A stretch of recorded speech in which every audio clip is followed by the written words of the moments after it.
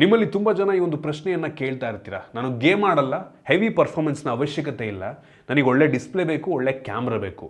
ನನ್ನ ಈ ಅವಶ್ಯಕತೆಗೆ ನಾನೇ ಯಾಕೆ ಲಕ್ಷಾಂತರ ರೂಪಾಯಿ ಕೊಟ್ಟು ಒಂದು ಫ್ಲ್ಯಾಗ್ಶಿಪ್ ಫೋನ್ನ ತಗೊಳ್ಳಿ, 25-30 ಸಾವಿರ ರೂಪಾಯಿಗೆ ನನಗೆ ಒಂದು ಒಳ್ಳೆ ಕ್ಯಾಮ್ರಾ, ಒಳ್ಳೆ ಡಿಸ್ಪ್ಲೇ ಫೋನ್ ಸಿಗುತ್ತೆ, ಅದನ್ನೇ ತಗೋತೀನಿ. ನಾನು ಯಾಕೆ ಈ ನಂಬರ್ಸನ್ನ ನೋಡಿ LPDDR 5X, UFS 4.0 ಈ ಎಲ್ಲ ನೋಡಿ ನನಗೆ ಅವಶ್ಯಕತೆ ಇಲ್ಲ ಅಂದರೂ ಕೂಡ ನಾನು ಯಾಕೆ ತಗೊಳ್ಳಿ ಅಷ್ಟೊಂದು ದುಡ್ಡು ಕೊಟ್ಟು ಅಂತ ತುಂಬ ಜನ ಕೇಳ್ತಾ ಇರ್ತೀರಾ.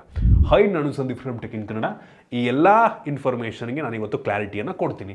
ಯಾರಿಗೆ ಏನು ಅವಶ್ಯಕತೆ ಇರುತ್ತೆ, ಎಷ್ಟು ರೂಪಾಯಿ ಫೋನ್ ತೊಗೊಂಡ್ರೆ ಸಾಕು. ಮೊದಲನೇದಾಗಿ ನೀವೇನಾದರೂ ನನ್ನನ್ನು ಕೇಳಿದ್ರೆ ನಾನು ಯಾವ ಬಡ್ಜೆಟ್ ಫೋನ್ ತೊಗೋತೀನಿ ಅಂತ, ಆ್ಯಸ್ ಎ ಟೆಕ್ ಯೂಟ್ಯೂಬರ್ ನಾನು ಯಾವಾಗಲೂ ಫ್ಲ್ಯಾಗ್ಶಿಪ್ ಫೋನೇ ತೊಗೋಬೇಕು, ಅದನ್ನೇ ತೊಗೋತೀನಿ. ಆದರೆ ನಾನು ಯೂಟ್ಯೂಬರ್ ಅನ್ನೋದನ್ನು ಪಕ್ಕಕ್ಕಿಟ್ಟು ನಾನೊಂದು ಫೋನ್ನ ತೊಗೋಬೇಕು ಅಂತ ಡಿಸೈಡ್ ಮಾಡೋದಾದರೆ, ಪರ್ಸ್ನಲಿ ನನಗೂ ಕೂಡ ಗೇಮ್ನ ಶೋಕಿ ಇಲ್ಲ, ಆಯಿತಾ. ನಾನು ಗೇಮ್ ಆಡಲ್ಲ ಅಷ್ಟೊಂದು, ನನಗೆ ಹೆವಿ ಪರ್ಫಾರ್ಮೆನ್ಸ್ನ ಅವಶ್ಯಕತೆ ಇಲ್ಲ. ನನಗೆ ಒಂದು ಹೈಯರ್ ಮಿಡ್ ಎಂಡ್ ಪ್ರೊಸೆಸರ್ನ ಅವಶ್ಯಕತೆ ಇದೆ ಅಷ್ಟೇ. ನನಗೆ ಒಂದು 8-10 ಲಕ್ಷ ಅಂಥದ್ದು ಬೆಂಚ್ ಮಾರ್ಕನ್ನು ಕೊಡುವಂಥ ಒಂದು ಪ್ರೊಸೆಸರ್ ಇದ್ದರೆ ಸಾಕು. ಫಾರ್ ಎಕ್ಸಾಂಪಲ್ ಡೈಮಂಡ್ 8200 ಅಥವಾ ಸ್ನ್ಯಾಪ್ಡ್ರ್ಯಾಗನ್ 7 Gen 3, ಇದೆಲ್ಲ ಒಂಥರ ಹೈಯರ್ ಮಿಡ್ ಎಂಡ್ ಪ್ರೊಸೆಸರ್ಗಳು. ಈ ಪ್ರೊಸೆಸರ್ ಹೊಂದಿರುವಂಥ ಸ್ಮಾರ್ಟ್ಫೋನ್ಗಳು 25,000 ರೇಂಜಿಗೆ ಸಿಗ್ತವೆ, ಆಯಿತಾ. ನನಗೆ ಈ ಒಂದು ಪ್ರೊಸೆಸರ್ ಸಾಕು. ಜೊತೆಗೆ ನಾನು ತೊಗೊಂಡ್ರೆ ನನಗೆ storage type, RAM type matter ಆಗಲ್ಲ. ಪರ್ಫಾರ್ಮೆನ್ಸ್ ಮ್ಯಾಟ್ರ್ ಆಗಲ್ಲ ಅಂದರೆ ನಿಮಗೆ ಈ ಸ್ಟೋರೇಜ್ ಟೈಪು ಕೂಡ ಅಷ್ಟೊಂದು ಮ್ಯಾಟ್ರ್ ಆಗಲ್ಲ, ಆಯಿತಾ. UFS 2.2 ಸ್ಟೋರೇಜ್ ಇದ್ದರೂ ಬೇಜಾನಾಯಿತು, ಮತ್ತು LPDDR 4X ಇದ್ದರೂ ಸಾಕು, ಆಯಿತಾ. ನಾವೆಷ್ಟೋ ಸಲ ರಿವ್ಯೂ ಮಾಡ್ಬೇಕಾದ್ರೆ ಹೇಳಿರ್ತೀವಿ LPDDR 5X ಇದ್ದರೆ ಒಳ್ಳೆಯದು, UFS 3.1, UFS 4.0 ಇದ್ದರೆ ಒಳ್ಳೆಯದು ಅಂತ. ಹೌದು, ಆ ಎಲ್ಲ ಸ್ಪೆಸಿಫಿಕೇಷನ್ ಕಡಿಮೆ ದುಡ್ಡಿಗೆ ಬ್ರ್ಯಾಂಡ್ಗಳು ಕೊಟ್ಟರೆ ಬೆಂಕಿ ವಿಷಯ. ಆದರೆ ಮೆಜಾರಿಟಿ ಆಫ್ ದ ಜನಕ್ಕೆ ಅದು ಮ್ಯಾಟ್ರ್ ಆಗಲ್ಲ, ಡಿಫ್ರೆನ್ಸೇ ಗೊತ್ತಾಗಲ್ಲ ಎಷ್ಟೋ ಸಲ, ಆಯಿತಾ. ನೀವು ಒಂದು 50,000, 60,000, 1 ಲಕ್ಷ ರೂಪಾಯಿ ಫೋನ್ ಯೂಸ್ ಮಾಡ್ತಾಯಿರಿ, ಇನ್ನೂ ಕೆಲವು ಜನ 20-25 ಸಾವಿರ ಫೋನ್ ಯೂಸ್ ಮಾಡ್ತಿದ್ರು ಕೂಡ ಮೆಜಾರಿಟಿ ಆಫ್ ಜನಕ್ಕೆ ಈ ಸ್ಟೋರೇಜ್ ಸ್ಪೀಡು ಮತ್ತು ರ್ಯಾಮ್ ಸ್ಪೀಡಲ್ಲಿ ಮೆಜಾರಿಟಿ ಜನಕ್ಕೆ ಡಿಫ್ರೆನ್ಸ್ ಗೊತ್ತೇ ಆಗ್ತಿರಲ್ಲ, ಆಯಿತಾ, ಗೊತ್ತಾಗಲ್ಲ, ಆಯಿತಾ. ಸೊ ಆ ರೀತಿ ನೆಗ್ಲಿಜಿಬಲ್ ಮ್ಯಾಟ್ರ್ ಆಗುತ್ತದು. ಸೊ ಅದರಿಂದ ನನಗೆ ಈ ಒಂದು UFS ಸ್ಟೋರೇಜ್ ಮ್ಯಾಟ್ರ್ ಆಗಲ್ಲ. ಬಟ್ ಸ್ಟಿಲ್ ಈ ಬ್ರ್ಯಾಂಡ್ಗಳು ಕಡಿಮೆ ದುಡ್ಡಿಗೆ ಕೊಟ್ಟರೆ ಒಳ್ಳೆಯದು, ಅದನ್ನು ನೋಡ್ಕೊಂಡು ನಾನು ಜಡ್ಜ್ಮೆಂಟ್ ಅಂತೂ ಕೊಡ್ತೀನಿ. ಬಟ್ ಒಬ್ಬ ಲೇ ಮ್ಯಾನಿಗೆ, ಆಯಿತಾ, ಒಬ್ಬ ನಾರ್ಮಲ್ ವ್ಯಕ್ತಿಗೆ ಅದರಿಂದ ಅಷ್ಟೊಂದು ಮ್ಯಾಟ್ರ್ ಆಗಲ್ಲ, ಆಯಿತಾ. ಅಷ್ಟೊಂದು ಮ್ಯಾಟರ್ ಆಗಲ್ಲ, ಸದ್ಯಕ್ಕಂತೂ ಮ್ಯಾಟ್ರ್ ಆಗಲ್ಲ. ಫ್ಯೂಚರ್ನಲ್ಲಿ ಹೊಸ ಅಪ್ಲಿಕೇಶನ್ ಬಂದಂಗೆ ಈ ಆ್ಯಂಡ್ರಾಯ್ಡ್ ಅಪ್ಡೇಟ್ ಆದಂಗೆ ಆ ಟೈಮಲ್ಲಿ ಮ್ಯಾಟ್ರ್ ಆಗಬಹುದೇನೋ, ಸದ್ಯಕ್ಕಂತೂ ಅಷ್ಟೊಂದು ಮ್ಯಾಟ್ರ್ ಆಗಲ್ಲ. ಇನ್ ಕೇಸ್ ನಾನು ತೊಗೊಬೇಕಾದ್ರೆ ನಾನು ತೊಗೋಬೇಕು ಅಂದರೂ ಕೂಡ ನಾನು ಈ ಎರಡನ್ನು ಸ್ವಲ್ಪ ಕಡಿಮೆ ಇದ್ರೂ ಪರವಾಗಿಲ್ಲ ಅಂತ ನೋಡಿ ತೊಗೋತೀನಿ. ನನಗೆ ಡಿಸ್ಪ್ಲೇ ಚೆನ್ನಾಗಿರಬೇಕು, ಬಿಲ್ಡ್ ಕ್ವಾಲಿಟಿ ಚೆನ್ನಾಗಿರಬೇಕು, ಆಯಿತಾ. ಮತ್ತು ಕ್ಯಾಮ್ರಾ ಸೂಪರಾಗಿರಬೇಕು. ಕ್ಯಾಮ್ರಾ ನಾವು ಯೂಸ್ ಮಾಡ್ತಾ ಇರ್ತೀವಿ ರೆಗ್ಯುಲರಾಗಿ, ಸೊ ಕ್ಯಾಮ್ರಾ ಚೆನ್ನಾಗಿರಬೇಕು, ಬ್ಯಾಟ್ರಿ ಬ್ಯಾಕಪ್ ಚೆನ್ನಾಗಿರಬೇಕು, ಚಾರ್ಜಿಂಗ್ ಫಾಸ್ಟಾಗಿ ಆಗಬೇಕು. ಈ ಏನು ವಿಷಯ ನಾನು ಹೇಳಿದೆ, ಇವು ಮೆಜಾರಿಟಿ ಜನಕ್ಕೆ ಇಂಪಾರ್ಟೆಂಟ್ ಆಗುತ್ತೆ. ಈ ಒಂದು ರ್ಯಾಮ್ ಟೈಪು, ಸ್ಟೋರೇಜ್ ಟೈಪ್ ನಾವು ಹೇಳಿದ್ರು ಸಹ ಮೆಜಾರಿಟಿ ಜನಕ್ಕೆ ಮ್ಯಾಟ್ರ್ ಆಗಲ್ಲ. ಪರ್ಫಾರ್ಮೆನ್ಸು ಒಂದು ಲೆವೆಲ್ ತನಕ, ಆಯಿತಾ. ನಾನು ಹೇಳಿದ್ನಲ್ಲ, ಹೈಯರ್ ಮಿಡ್ ಎಂಡ್ ಪ್ರೊಸೆಸರ್ ಇದ್ದರೆ ನಿಮ್ಮ ಹತ್ರ ಆಲ್ಮೋಸ್ಟ್ ಎಲ್ಲ ಗೇಮನ್ನು ಆರಾಮಾಗಿ ಸ್ಮೂತಾಗಿ ರನ್ ಮಾಡುತ್ತೆ, ಎಲ್ಲ ಟಾಸ್ಕನ್ನು ತುಂಬ ಸ್ಮೂತಾಗಿ ಮಾಡುತ್ತೆ. ನಿಮ್ಮ ಹತ್ರ ಹೆವಿ ಫ್ಲ್ಯಾಗ್ಶಿಪ್ ಲೆವೆಲ್ ಎಂದು ಸ್ನ್ಯಾಪ್ಡ್ರ್ಯಾಗನ್ 8 Gen 3 ಇರಬೇಕು ಅಂತ ಅಲ್ಲ, ಆಯಿತಾ.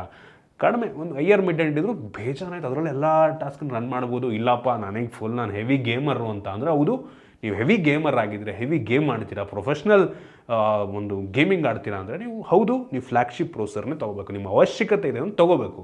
ಬಟ್ ನಾರ್ಮಲ್ ವ್ಯಕ್ತಿಗಳಿಗೆ, ನಾರ್ಮಲ್ ಜನಗಳಿಗೆ ಇದರ ಅವಶ್ಯಕತೆ ಬರಲ್ಲ. ಇವು ಗೇಮ್ ಆಡಲ್ಲ ಅಂದರೆ ಆ ಪ್ರೊಸೆಸರ್ ಈ ಒಂದು ಹೇಳಿದ್ನಲ್ಲ, ಒಂದು ಮಿಡ್ ಎಂಡ್ ಇದ್ದರೂ ಬೇಜಾನಾಯಿತು. ಸೊ ಈ ವಿಷಯ ತಲೆಯಿಟ್ಕೊಳ್ಳಿ.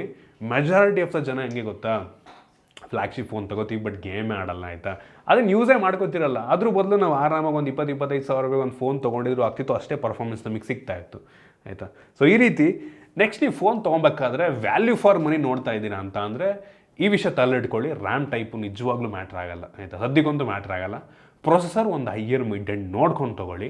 ಮತ್ತು ಡಿಸ್ಪ್ಲೇ ನೋಡ್ಬೇಕಾದ್ರೆ ಬಿಲ್ಡ್ ಕ್ವಾಲಿಟಿ ಚೆನ್ನಾಗಿರಲಿ, ಡಿಸ್ಪ್ಲೇ ಚೆನ್ನಾಗಿರಲಿ, ಕ್ಯಾಮ್ರಾ ಚೆನ್ನಾಗಿರಲಿ, ಬ್ಯಾಟ್ರಿ ಚೆನ್ನಾಗಿರಲಿ, ಸ್ವಲ್ಪ ದೊಡ್ಡದಾಗಿರಲಿ, ಮತ್ತು ಚಾರ್ಜರ್ ಕೂಡ ಫಾಸ್ಟ್ ಆಗಿರಲಿ. ಸ್ಪೀಕರ್ ನೋಡ್ಕೊಂಡು ತೊಗೊಳ್ಳಿ. ನೀವು ಮೀಡಿಯಾ ಕನ್ಸ್ಯೂಮ್ ಮಾಡ್ತೀರಾ ಅಂದರೆ ಎಷ್ಟು ವರ್ಷಗಳ ಆ್ಯಂಡ್ರಾಯ್ಡ್ ಅಪ್ಡೇಟ್ ಕೊಡ್ತಾರೆ ಅಂತ ನೋಡ್ಕೊಳ್ಳೋದು ಇಂಪಾರ್ಟೆಂಟು. ನಾನು ನಿಮಗೆ ಸದ್ಯಕ್ಕೆ ಒಂದು ಫೋನ್ ಸಜೆಸ್ಟ್ ಮಾಡಬೇಕು ಇದರಲ್ಲಿ ಅಂತ ಅಂದರೆ ನಾನು ಸಜೆಸ್ಟ್ ಮಾಡೋದು ಮೋಟೋ ಎಡ್ಜ್ 50 Pro, ಆಯಿತಾ.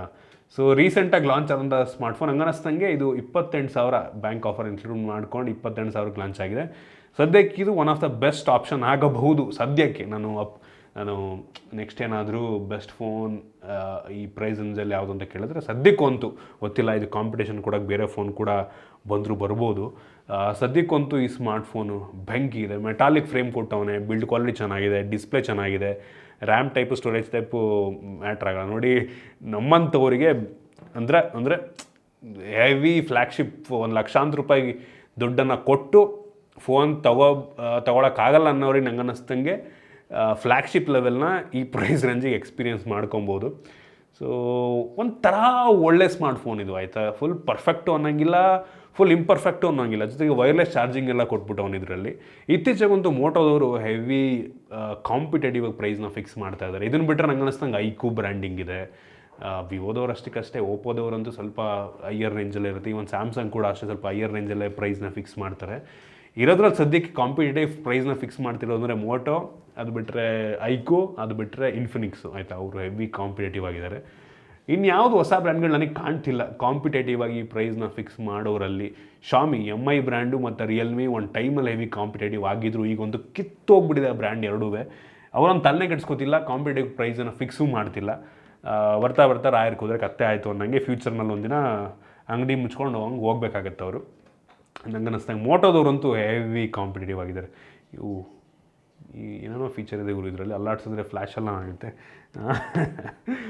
ಸೊ ಇದಿಷ್ಟು ಈ ಒಂದು ಸಜೆಷನ್ ನಾನು ನಿಮಗೆ ಕೊಡಬೇಕಾಗಿತ್ತು. ನೆಕ್ಸ್ಟ್ ಫೋನ್ ತೊಗೋಬೇಕಾದ್ರೆ ಈ ವಿಷಯ ತಲೆಲಿಟ್ಕೊಳ್ಳಿ, ಆಯಿತಾ. ನಿಮಗೆ ಎಲ್ರಿಗೂ ಫ್ಲ್ಯಾಗ್ಶಿಪ್ ಫೋನ್ನ ಅವಶ್ಯಕತೆ ಇರೋಲ್ಲ, ಆಯಿತಾ. ನಿಮ್ಮ ನೆಸೆಸಿಟಿ ಏನಿದೆ ಅದನ್ನು ನೋಡಿಕೊಂಡು ಒಂದು ಫೋನ್ನ ಡಿಸೈಡ್ ಮಾಡ್ಕೊಂಡು ತೊಗೊಳ್ಳಿ ಅಷ್ಟೇ. ಐ ಹೋಪ್ ನಿಮಗೆ ಈ ವಿಡಿಯೋ ಯೂಸ್ಫುಲ್ ಆಗಿದೆ ಅಂತ ಅನ್ಕೋತೀನಿ. ಇಷ್ಟ ಆಗಿದ್ರೆ ಲೈಕ್ ಮಾಡಿ, ಶೇರ್ ಮಾಡಿ. ಇದೇ ರೀತಿ ನಮ್ಮ ಬೇರೆ ಬೇರೆ ವಿಡಿಯೋಗಳಿಗೆ ನಮ್ಮ tech in Kannada YouTube subscribe ಮಾಡ್ಕೊಂಡಿಲ್ಲ ಅಂದರೆ ಈಗಲೇ ಸಬ್ಸ್ಕ್ರೈಬ್ ಮಾಡ್ಕೊಳ್ಳಿ, ಒಂದು ಬೆಲ್ ಐಕನ್ ಕೂಡ ಕ್ಲಿಕ್ ಮಾಡ್ಬೋದು. ಸಿಗೋಣ ಮುಂದಿನ ವಿಡಿಯೋದಲ್ಲಿ.